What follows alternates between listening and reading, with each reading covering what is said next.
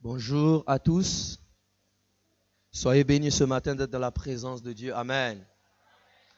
Ce sont des moments très importants où l'Esprit de Dieu se met à toucher chacun de nous. Vous savez, l'Esprit de Dieu, quand il agit, parfois, on le sent juste, mais on ne le voit pas encore. Et c'est lorsqu'on sort que l'on commence à constater que telle chose s'est accomplie, telle chose s'est accomplie, telle chose s'est accomplie. Amen.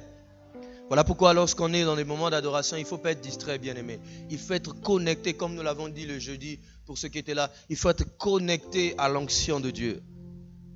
Alors ce matin, nous allons ouvrir nos Bibles dans le livre de Jean. Jean chapitre 2. Jean chapitre 2.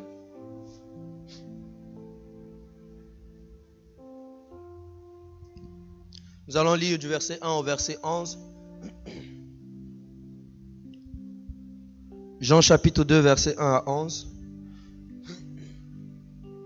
La Bible dit ceci: 3 jours après, il y eut des noces à Cana, en Galilée. La mère de Jésus était là. Et Jésus fut ainsi aussi invité aux noces avec ses disciples. Je voudrais que vous souligniez, Jésus fut aussi invité. Le vin ayant manqué, la mère de Jésus lui dit: ils n'ont plus de vin. Jésus lui répondit: femme, qu'y a-t-il entre moi et toi? Mon heure n'est pas encore venue. Sa mère dit au serviteur: faites tout ce qu'il vous dira. Or, il y avait là 6 vases de pierre destinés aux purifications des Juifs et contenant chacun d'eux 2 ou 3 mesures. Jésus leur dit: remplissez d'eau ces vases, et ils les remplirent jusqu'au bord. Puisez maintenant, leur dit-il, et apportez-en à l'ordonnateur du repas. Soulignez bien avec moi, l'ordonnateur du repas. Et ils le lui en apportèrent. Quand l'ordonnateur du repas eut goûté l'eau changée en vin, ne sachant d'où venait ce vin, tandis que les serviteurs qui avaient puisé l'eau le savaient bien, il appela l'époux et lui dit: tout homme sert d'abord le bon vin, puis le moins bon après qu'on s'est enivré. Toi, tu as gardé le bon vin jusqu'à présent. Verset 11. Tel fut à Cana en Galilée le premier miracle que Jésus fit. Il manifesta sa gloire et ses disciples crurent en lui. Amen. Ce matin, je suis venu poser une question à chacun de nous. Quelle est la place que donnes-tu à Jésus-Christ dans ta vie? Quelle place donnes-tu à Jésus-Christ dans ta vie? Vous savez, le livre de Jean a été écrit par ce serviteur de Jésus-Christ qui l'aimait tellement.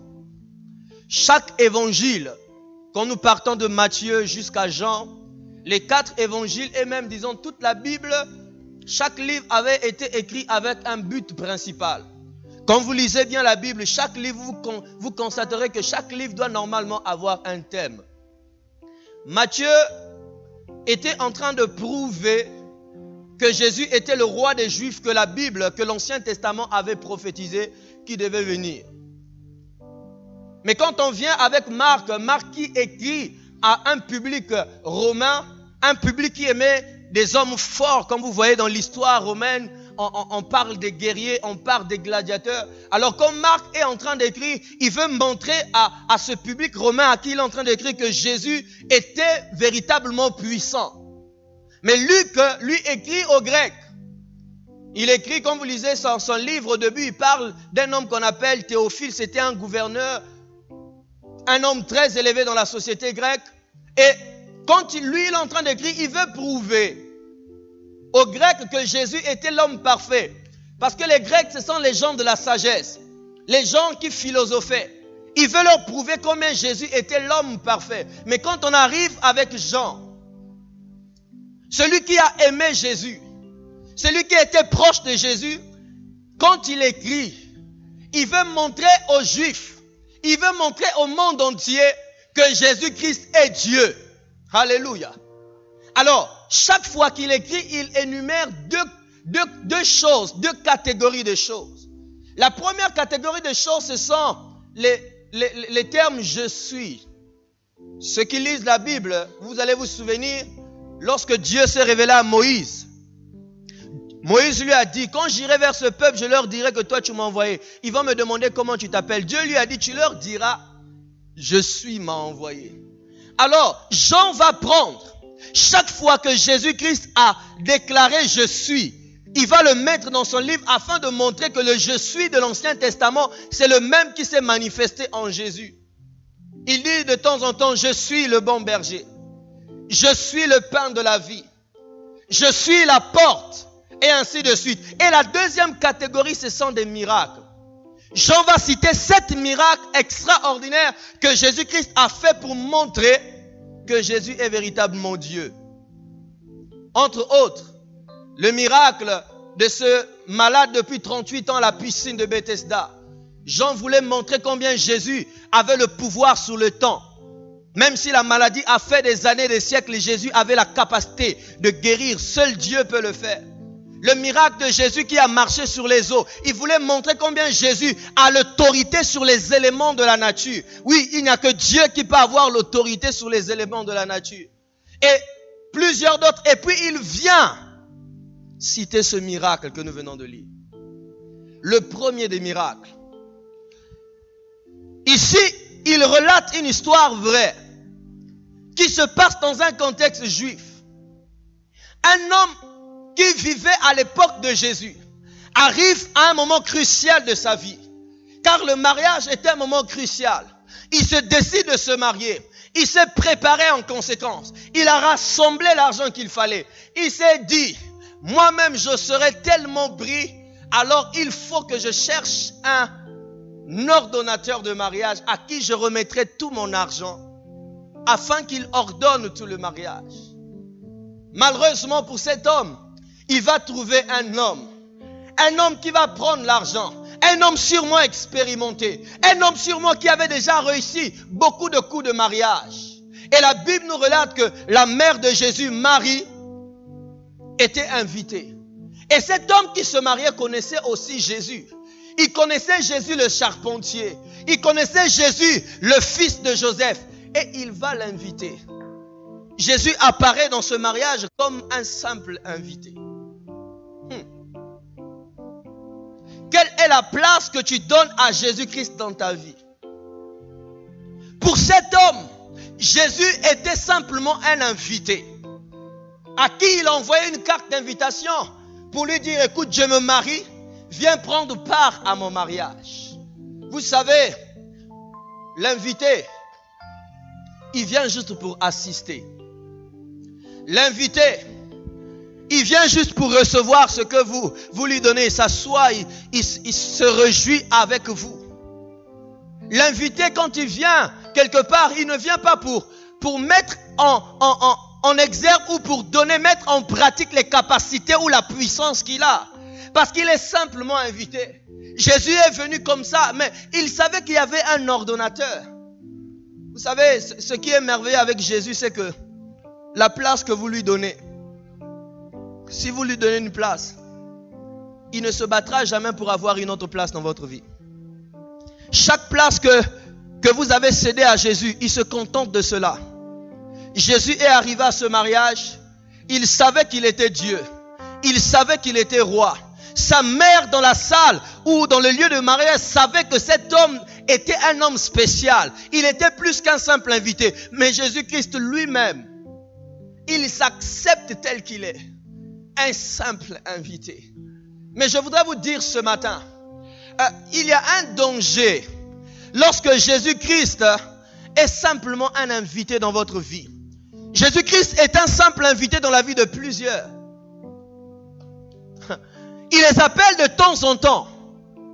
Seulement quand il y a problème, quand il y a ceci, Jésus-Christ vient. Il est simplement un invité. Et quand il vient, il ne peut pas manifester ses capacités en tant que Dieu. Il fera tout ce qu'il doit faire en tant qu'invité dans ta vie. Écoutez-moi bien ce matin. Tout ce que Jésus fera dans ta vie sera toujours proportionnel à la place que tu lui donneras dans ta vie. Chaque domaine où tu le cèdes, où tu le considères comme une simple personne, comme une simple personne que tu connais, comme cet homme le connaissait comme le charpentier, et tu le places à une place tellement basse, il viendra, ne pense pas qu'il va brusquer les choses et pour venir se lever dire à l'ordonnateur pour dire non écoute, c'est moi le chef, donne-moi la place. Non.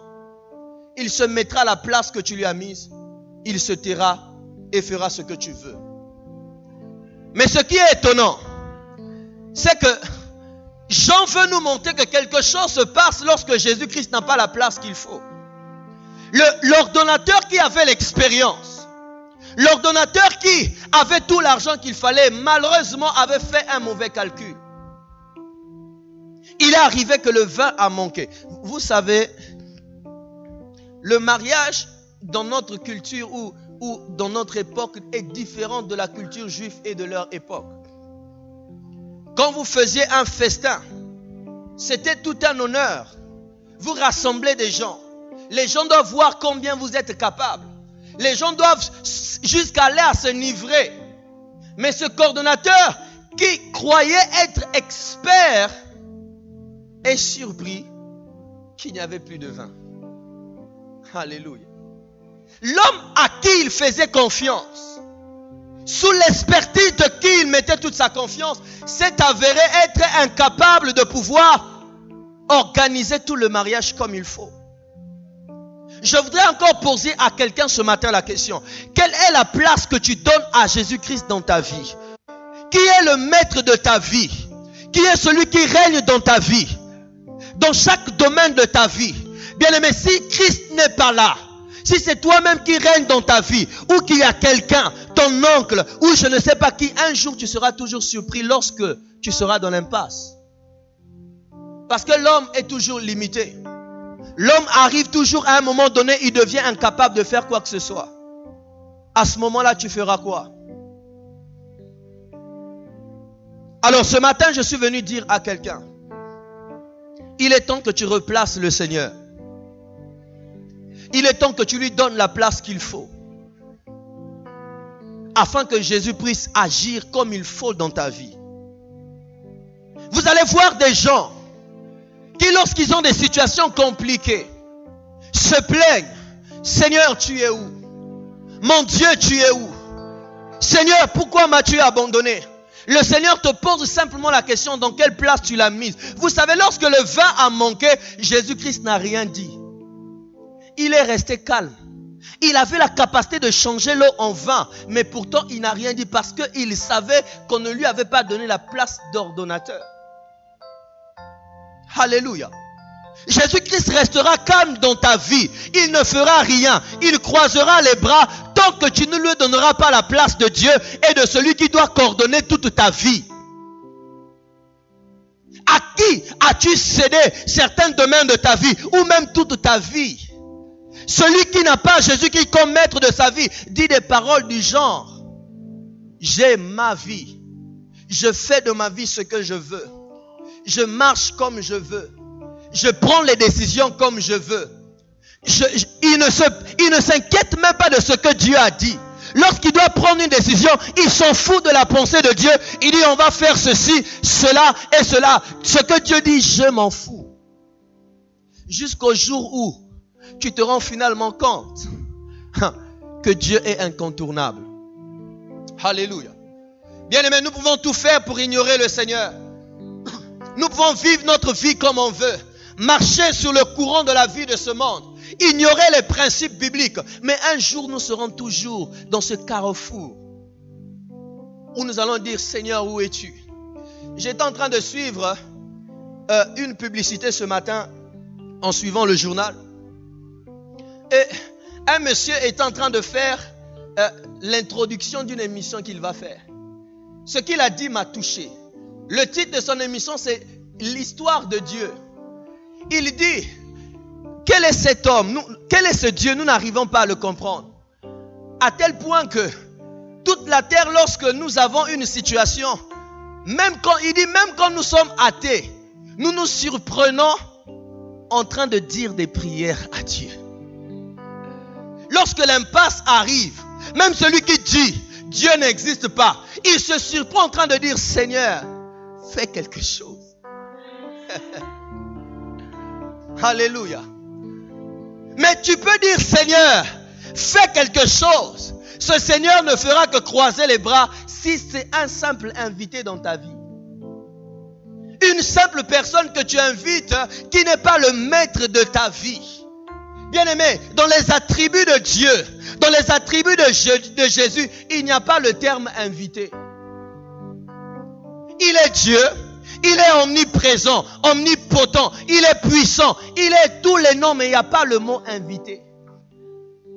Dieu, ce qu'il cherche dans ta vie, c'est de prendre la place de roi, la place de Dieu. Qu'il soit celui qui est au contrôle de ta vie. Chaque fois que tu fais un pas, que ce soit Dieu qui te dit de le faire. Chaque fois que tu prends une décision, que lui te dise, fais ceci ou cela.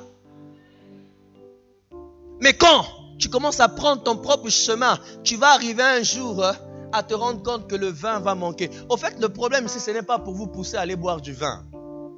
Non, Jean voulait nous donner un exemple d'un élément très important dans le mariage qui commençait à manquer. Et celui qui avait la solution, malheureusement, était la personne la plus négligée. Et vous savez, quelque chose va se passer. Lorsque Jésus le sait, il reste calme. Mais dans la salle, il y avait une femme qui connaissait que Jésus n'était pas simplement quelqu'un qu'on doit prendre comme un invité, mais qui savait que Jésus avait le pouvoir de bouleverser la situation.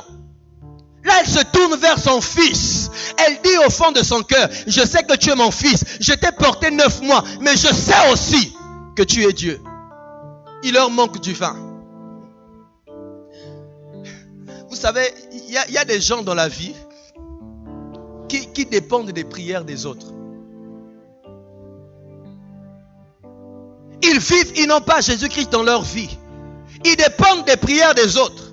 Ils ont quelqu'un dans la famille. Ils ont quelqu'un dans l'église. Ils savent que ce frère-là, c'est un bon frère. Ils savent que mon petit frère-là, c'est un homme de Dieu. Ils savent que ma petite soeur l'a pris. Alors quand j'ai une situation, je vais lui demander de prier pour moi. Ils ont toujours besoin des intercesseurs à côté d'eux. Ce sont les genres de personnes, quand vous leur dites, écoute, toi-même tu peux prier Dieu. Si tu lui donnes ta vie, ils te disent, ah, mais moi si je commence à prier Jésus, je dois laisser mon petit copain. C'est lui qui me paye la maison. C'est lui qui me nourrit. Vous savez, un jour, ma femme était en train de partager la parole à quelqu'un. Et cette personne lui a donné une réponse qui nous a étonnés. Elle lui a dit, si je m'engage au Seigneur Jésus, qui va payer Canal Sat pour moi? Aïe, aïe, aïe, aïe, aïe, aïe, aïe, aïe.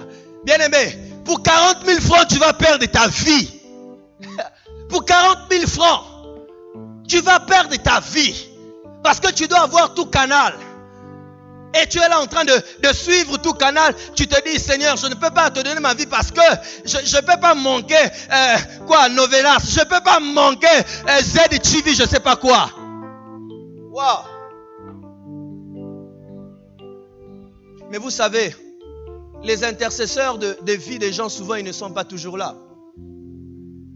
Quand tu dépends tout le temps de quelqu'un qui connaît le Seigneur, et chaque fois que tu as un rêve, tu as un problème, tu cours chez lui.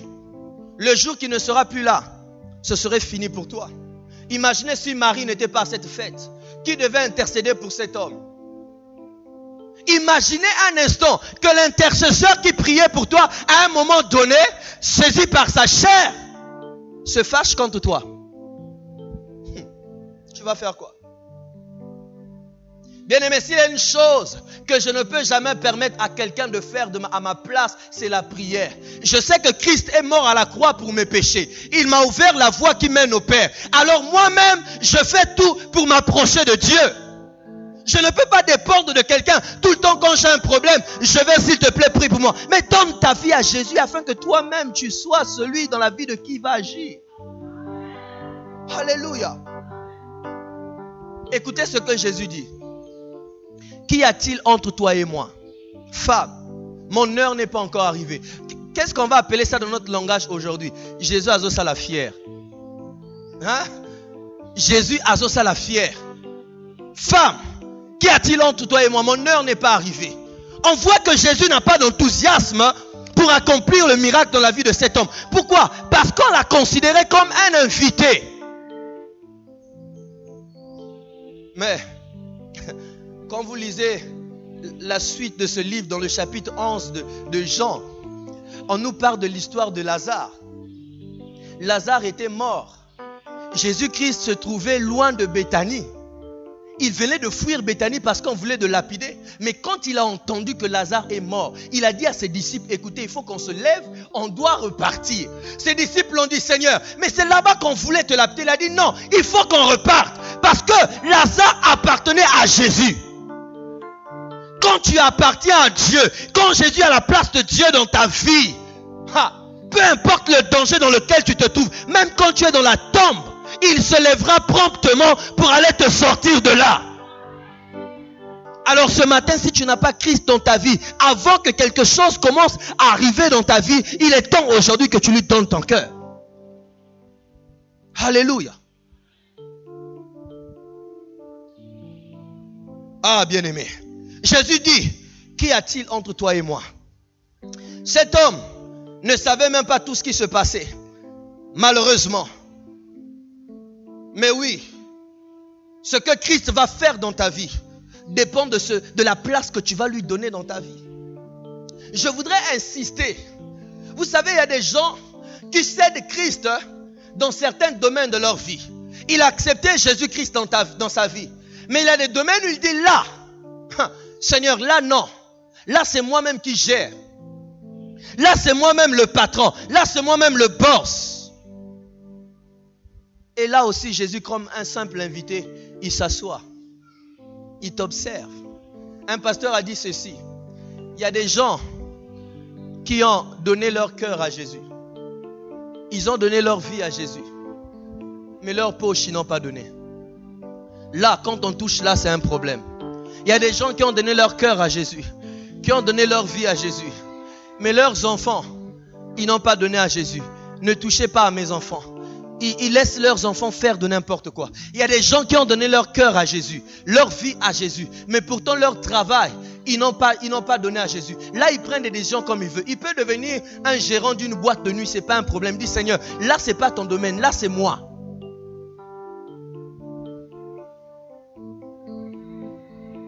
Alléluia.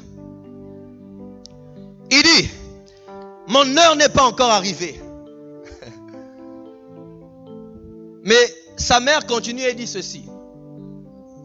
Sa mère regarde les personnes qui servaient. Il leur dit, faites tout ce qu'il vous dira. Est-ce que vous suivez ça? Laissez les enfants aller dans leur salle calmement. Amen. Il dit, faites tout ce qu'il vous dira. Alors, Jésus-Christ leur dit, prenez de l'eau, mettez dans des vases, afin que je fasse un miracle. Mais le plus important dans cette phrase, c'est ce que Marie leur dit. Marie leur dit, faites tout ce qu'il vous dira. Parce que Marie sait, quand Jésus déclare une parole, ça s'accomplit toujours. Mais pour sortir la parole de la bouche de Jésus-Christ dans ta vie, dans ta situation, tu dois l'appartenir. Il doit être ton maître. Chaque fois que Jésus sort une parole de sa bouche, peu importe la situation, quelque chose doit changer. Peu importe le problème que tu as. Il se trouvait dans la barque avec les disciples. La Bible dit que le vent soufflait. Il a simplement dit, tais-toi. Le vent a eu des oreilles pour entendre. Et ça s'est arrêté. Il a la capacité d'arrêter les tempêtes dans ta vie. Mais la question qu'on se pose, c'est celle-là. Est-ce que Jésus peut sortir une parole pour toi? Ouvrez avec moi Jean 8. Jean chapitre 8, versets 42 à 44.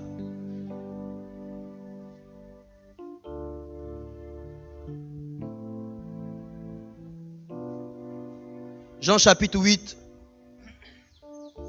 42 à 44.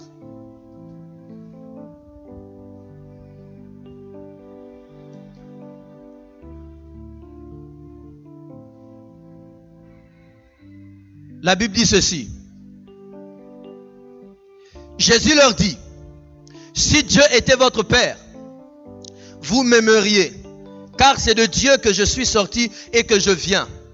Je ne suis pas venu de moi-même, mais c'est lui qui m'a envoyé. Pourquoi ne comprenez-vous pas mon langage? Écoutez ce qu'il dit. Parce que vous ne pouvez pas écouter ma parole. Vous avez pour père le diable et vous voulez accomplir les désirs de votre père. Il a été meurtrier dès le commencement et il ne se tient pas dans la vérité parce qu'il n'y a pas de vérité en lui. Lorsqu'il profère le mensonge, il parle de son propre fond, car il est menteur et le père du mensonge. Il dit, pourquoi vous ne comprenez pas mon langage? C'est parce que vous ne pouvez pas écouter ma parole. La parole de Jésus-Christ ne peut pas sortir pour ta situation tant que tu n'es pas à lui. Écoutez ceci. Un jour, une femme est venue voir Jésus. Cette femme était une païenne. Elle n'avait pas Christ dans sa vie. Elle vient lui dire, Seigneur, ma fille est possédée d'un démon. La Bible dit premièrement, Jésus ne lui répond rien. Elle insiste. Les disciples qui sont avec Jésus lui disent, écoute, chasse-la.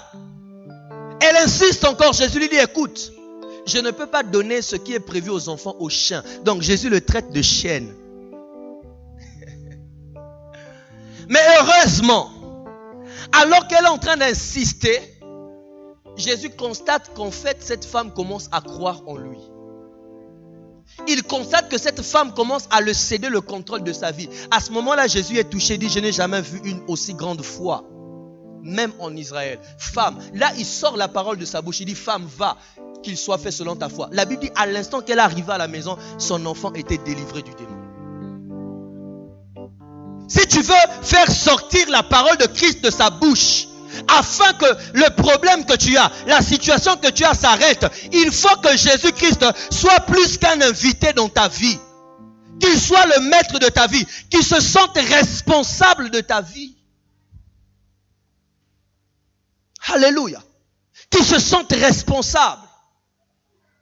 Mais Jésus-Christ va quand même faire quelque chose.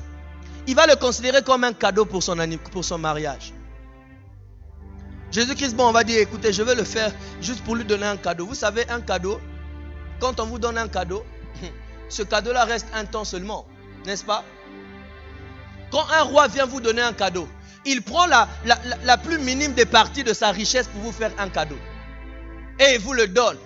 Mais ceux qui bénéficient de toute la richesse d'un roi, ce sont ceux qui habitent la maison du roi. Alléluia. Je ne veux pas bénéficier simplement des miettes, des petites choses venant de Dieu. Je veux tout. Tout de Dieu. Son héritage entier. Afin que quand j'ai quoi que ce soit, je dis bien quoi que ce soit, que je sois prêt à aller vers le Seigneur, à sa langue fierté. Où Dieu commence à te tourner le dos.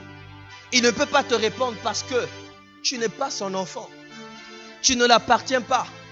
Tu le considères comme un invité. Lorsque ça te plaît, tu vas voir ailleurs. Lorsque ça te plaît, tu lui frustres. Lorsque ça te plaît, tu le blesses. Lorsque ça te plaît, tu brises l'autorité de sa parole. Alors, de la même manière que tu le considères, c'est ainsi qu'il va aussi te considérer. La Bible déclare ceci, que celui qui est sérieux avec Dieu, Dieu aussi sera sérieux avec lui. Est-ce que quelqu'un entend ça? Si tu n'es pas sérieux avec Dieu, si ta vie n'est pas complètement au Seigneur, Dieu aussi ne sera pas totalement à toi.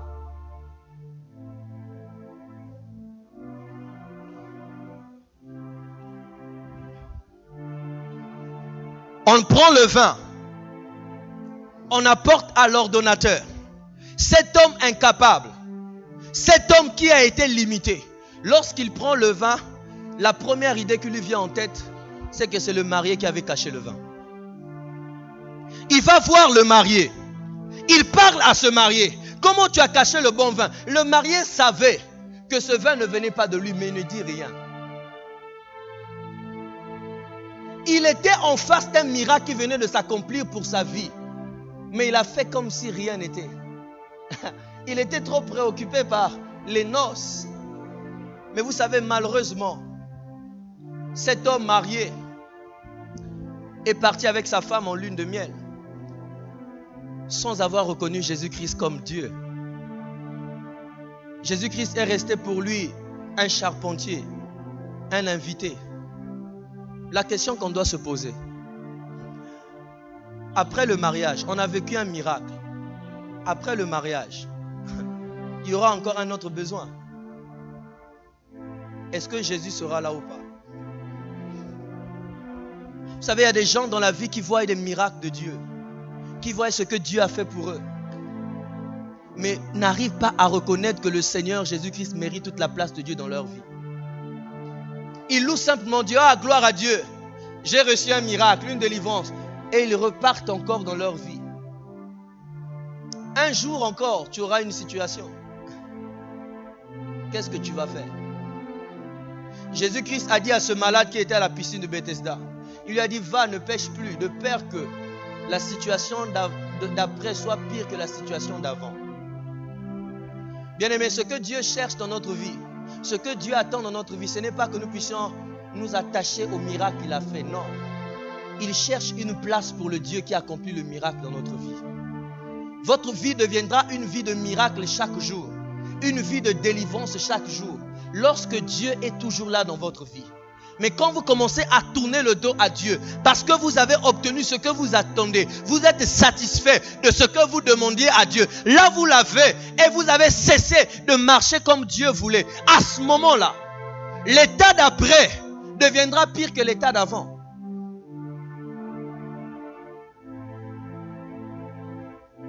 Alléluia. Ce que le Seigneur veut nous dire ici ce matin, c'est que le miracle, il est disponible. La parole de sa bouche est disposée à sortir. Mais la seule question qu'il te pose, quelle est la place que tu lui donnes dans ta vie? Est-ce que tu t'en fous de lui, tu vis ta vie comme tu veux? Est-ce que tu te vautres dans le péché, marchant sans t'inquiéter de ce que la parole de Dieu dit? Ou est-ce que dans ta vie tu as dit un jour, non, je dois céder ma vie à Jésus, afin de lui appartenir, afin d'être sa brebis, afin que chaque fois que j'aurai une situation, que le Seigneur soit toujours là disponible pour agir dans ma vie. Je te repose encore la question. Quelle place donnes-tu à Jésus-Christ dans ta vie? Inclinons nos têtes dans la prière ce matin. Alléluia.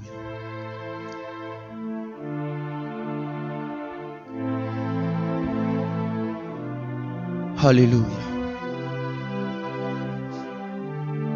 Commence à bénir le Seigneur ce matin. Commence à dire merci à Dieu ce matin.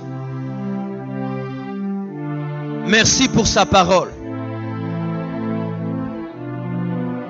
Merci Seigneur pour ta parole. Et ce matin, je veux faire un appel. Tu es là en ces lieux. Tu veux dire avec moi, pasteur, je reconnais que Jésus-Christ n'a pas toute la place dans mon cœur et dans ma vie. Je vis encore dans le péché, loin du Seigneur. Je fais ce que je veux. Je ne me soucie pas de ce que la parole de Dieu déclare. Je suis encore esclave du péché. Mais ce matin, je veux donner à Jésus toute la place de ma vie. Si tu es là où tu es, lève ta main. Nous allons prier pour toi. Y a-t-il quelqu'un ce matin? Y a-t-il quelqu'un ce matin qui veut céder toute sa vie au Seigneur? Y a-t-il quelqu'un ce matin? N'aie honte de personne. Tu es devant Dieu. Le jour que cette situation t'arrive, ton voisin à côté de toi ne sera pas là. Si tu sais que tu n'as pas encore cédé ta vie complètement à Jésus, tu n'as pas encore donné ton cœur à Jésus, ce matin le Seigneur t'appelle, te donne l'opportunité. Si tu la lèves ta main, nous allons prier pour toi et avec toi. Venez les enfants, venez. Non, les trois qui ont levé la main, venez, venez. Viens, toi qui as levé la main. Y a-t-il quelqu'un d'autre ce matin? Viens. Y a-t-il quelqu'un qui veut donner son cœur ce matin à Jésus? Donner son cœur ce matin à Jésus. Donner son cœur ce matin à Jésus. Donner son cœur ce matin à Jésus. Donner son